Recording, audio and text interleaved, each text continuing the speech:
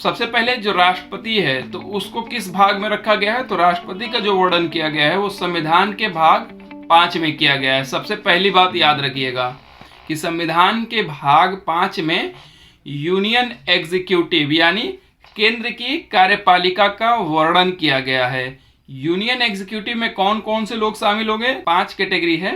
पहला है president, vice president दूसरा है, तीसरा है प्राइम मिनिस्टर, चौथा है काउंसिल ऑफ मिनिस्टर और पांचवा है अटॉर्नी जनरल ऑफ इंडिया।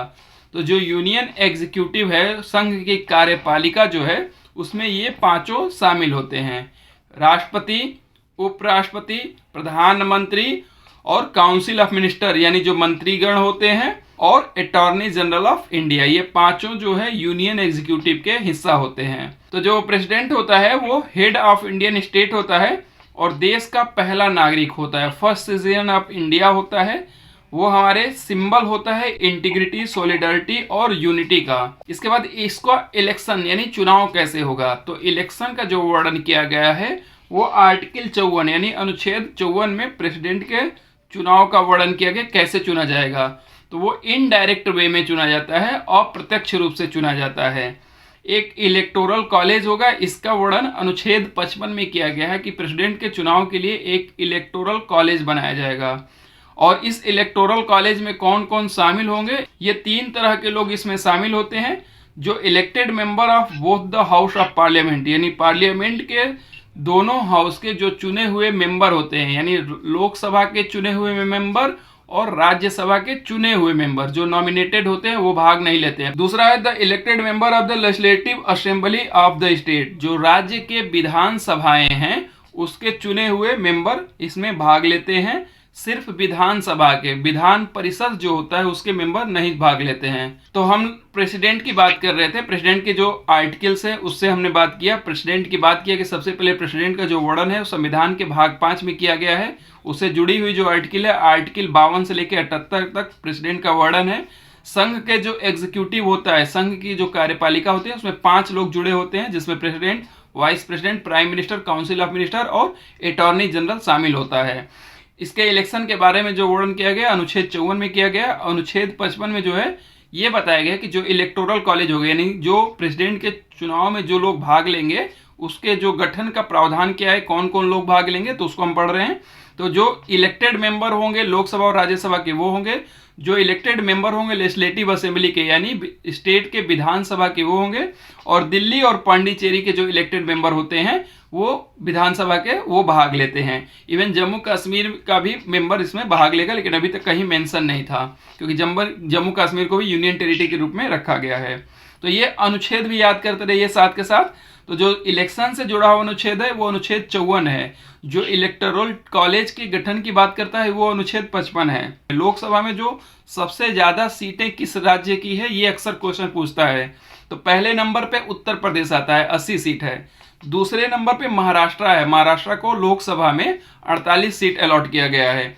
तीसरे नंबर पे वेस्ट बंगाल है जिसको 42 सीट अलॉट किया गया है। और चौथे नंबर पे तमिलनाडु है जिसको 39 सीट दिया गया है। तो इसे आपको याद करना होगा, सबसे पहले यूपी, फिर महाराष्ट्र, फिर वेस्ट बंगाल, फिर तमिलनाडु। लेकिन अगर हम राज्यसभा में देखें तो राज्यसभा में सबसे ज्यादा जो सीट है वो आपको दिया गया है उत्तर प्रदेश को, जो कि 31 है। इसके बाद जो दूसरे नंबर पे है सेम है, महाराष्ट्र दूसरे नंबर पे है, लेकिन तीसरे नंबर पे स्थान चेंज हो गया। तीसरे नंबर पे वेस्ट बंगाल ना होकर तमिलनाडु है। तो ये याद रखिएगा, ये अक्सर क्वेश्चन पूछ देता है। तो लोकसभा में मैक्सिमम सीट का क्रम और राज्यसभा में मैक्सिमम सीट का क्रम। इसके बाद आते हैं क्वालिफिकेशन के लिए। तो जो क्वालिफिकेशन है राष्ट्रपति बनने के लिए जो योग्यता है इसका वर्णन किया गया अनुच्छेद 58 में। अनुच्छेद 58 कहता है कि वो सिटीजन ऑफ इंडिया, भारत का नागरिक हो। दूसरा कंडीशन ये है कि वो 35 साल की आयु पूरा कर चुका हो। तीसरा कंडीशन ये है कि ये qualified for election as a member of Lok Sabha. राष्ट्रपति अगर बनने का इच्छुक व्यक्ति है तो उसको लोकसभा का मेंबर बनने की योग्यता होनी चाहिए। अगर वही मैंने वाइस प्रेसिडेंट का बताया था, अगर वाइस प्रेसिडेंट बनना है तो आपको राज्यसभा का मेंबर बनने की योग्यता होनी चाहिए। किसी लाभ के पद पर नहीं होना चाहिए। जो भी व्यक्ति राष्ट्रपति के लिए चुनाव लड़ रहा होगा वो आपके 15,000 रुपए सिक्योरिटी के रूप में रिजर्व बैंक ऑफ इंडिया को जमा करता है। अगर वो 1/6 1/6 वोट जो पड़े हैं उतना नहीं सिक्योर करता है तो वो जमानत जब्त हो जाती है, वो पैसा जब्त कर लिया जाता है। इसी को कहा जाता है कि जमानत जब्त होना। किसी भी चुनाव में जो जो सिक्योरिटी मनी होती है, अगर वो बैंक वापस नहीं करे, यानी 1/6 से कम वोट पाते हैं, तो वो जमानत राशि जब्त कर लेता है रिजर्व बैंक, ताकि सीरियस व्यक्ति ही, जो इच्छुक व्यक्ति है, वो सही से अगर लायक है तभी चुनाव लड़े, ना कि ऐसे ही मनमौजी के लिए भर दे। कि मान लीजिए राष्ट्रपति का चुनाव हो गया, तो सबसे पहले काम वो करेगा कि ओथ लेगा, शपथ लेगा। तो ओथ का जो वर्णन किया गया है अनुच्छेद 60 में किया गया है, 60 में। Administered by the chief justice of India, जो भारत का मुख्य न्यायाधीश होगा वो राष्ट्रपति को शपथ दिलाएगा, लेकिन सुप्रीम कोर्ट को जज को शपथ दिलाएगा राष्ट्रपति। प्रेसिडेंट किस चीज का शपथ लेता है, तो वो to faithfully execute the office, अपने ऑफिस को ईमानदारी के साथ वहन करने का। To preserve, protect and defend the constitution and the law, देश के लॉ को और संविधान की रक्षा करने का शपथ लेता है। और to devote himself to the service and the well being of the people of India, देश के लोगों के हित की रक्षा करने के लिए शपथ लेता है। तो 3 तरह का शपथ लेता है। और ये चीज याद रखिएगा कि आपको जब मैंने शेड्यूल बता रहा था, तो शेड्यूल में भी मैंने बताया था कि जो 3rd शेड्यूल है वो शपथ की बात करता है। तो लेकिन प्रेसिडेंट और वाइस प्रेसिडेंट का शपथ उन 3rd शेड्यूल में नहीं है, बल्कि संविधान के अनुच्छेद में दिया गया है, न कि शेड्यूल में। शेड्यूल में अलग तरह के लोग हैं, उसमें 9 तरह के लोगों का शपथ की बात किया गया है। वो है जो भी चुनाव, डायरेक्ट चुनाव होता है उनका है, और कंट्रोलर एंड ऑडिटर जनरल का है। ठीक है, उसको हम फिर कभी शेड्यूल जब देखेंगे तब याद करेंगे। इतना याद रखिए कि राष्ट्रपति और उपराष्ट्रपति का जो शपथ होता है वो आर्टिकल्स में मेंशन है। तो आर्टिकल 60 जो है वो शपथ की बात करता है राष्ट्रपति की। उसके ठीक एक आर्टिकल बाद, यानी आर्टिकल 61 जो है वो राष्ट्रपति के इम्पीचमेंट की बात करता है कि अगर राष्ट्रपति को हटाना होगा तो कैसे हटाया जाएगा। तो राष्ट्रपति के हटाने का एक ही आधार है, वायलेशन ऑफ कॉन्स्टिट्यूशन। अगर उसने संविधान का उल्लंघन किया है तो राष्ट्रपति को अनुच्छेद 61 के तहत हटाया जाता है, और वो भी स्पेशल मेजॉरिटी से हटाया जाता है, यानी 2/3 मेजॉरिटी से हटाया जाता है। इसका एक बाकायदा प्रावधान है कि एक हाउस आरोप लगाएगा, दूसरा हाउस इसकी जांच करेगा, और अगर ये जांच सही पाई गई तो राष्ट्रपति को इम्पीच कर दिया जाता है, पद से हटा दिया जाता है।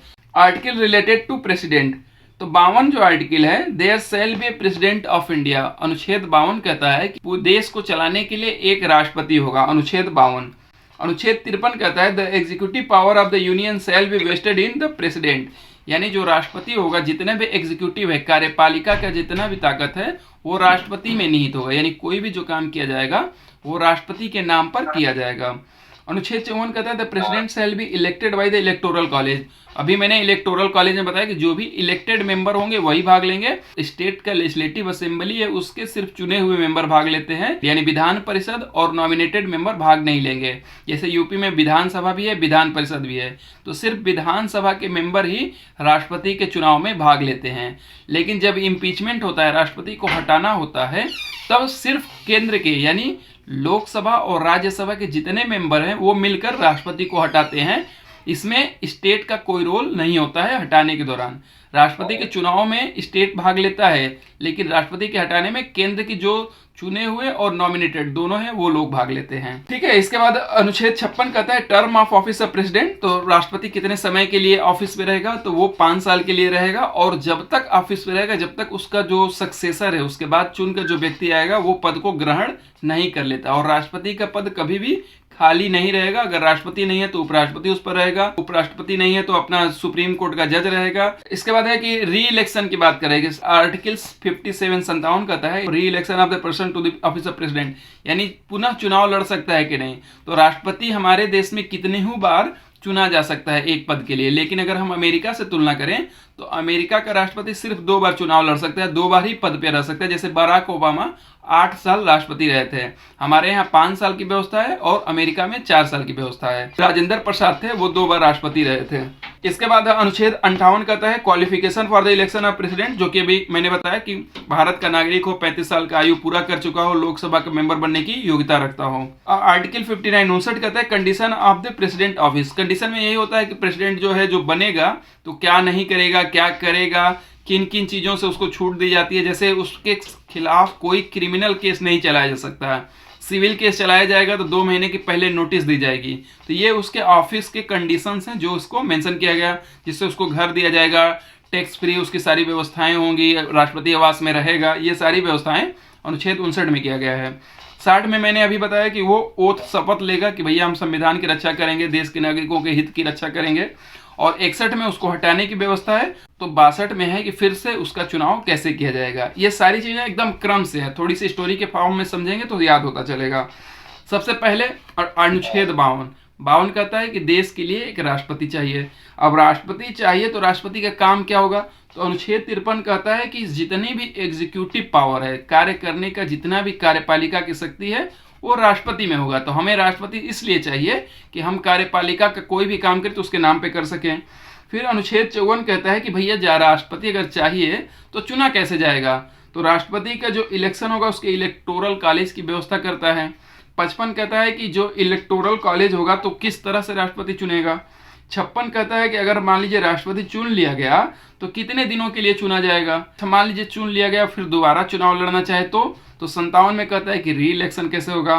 फिर 58 कहता है कि अच्छा मान लीजिए किस आदमी को हम राष्ट्रपति बनाएंगे, तो क्वालिफिकेशन की बात हो गया। 59 कहता है कि उसको क्या क्या सुविधाएं देंगे, मान लीजिए राष्ट्रपति चुन लिया गया तो क्या क्या सुविधाएं देंगे, ये 59 में हो गया। 60 में मान लीजिए एकदम फाइनली जब चुन लिया गया तो किस चीज की शपथ लेगा, तो अनुच्छेद 60 शपथ हो गया। 61 में होगा कि मान लीजिए उसने संविधान का उल्लंघन किया तो कैसे हटाया जाएगा, ये अनुच्छेद 61 में हो गया। अनुच्छेद 62 कहता है कि मान लीजिए हटा दिया गया तो फिर कितने दिन बाद इलेक्शन होना चाहिए, तो ये अनुच्छेद 62 हो गया। तो ये क्रम से है, जब एक दो बार आप पढ़ेंगे, कोशिश करेंगे समझने का, तो ये याद हो जाएगा। सामान्यतः डायरेक्टली आपसे आर्टिकल कम ही पूछा जाता है, जो इंपॉर्टेंट है वो आर्टिकल मैं बार बार बताता रहता हूँ। जैसे आर्टिकल 61 हो गया, आर्टिकल 1, 2, 3 हो गया, ऑर्डिनेंस इशू करने का पावर, तो ये सारे इंपॉर्टेंट्स है। ठीक है, तो जो इंपॉर्टेंट आर्टिकल है मैं बार बार बता रहा हूँ, उसको आप लोग दिमाग में बैठा दे। चलिए।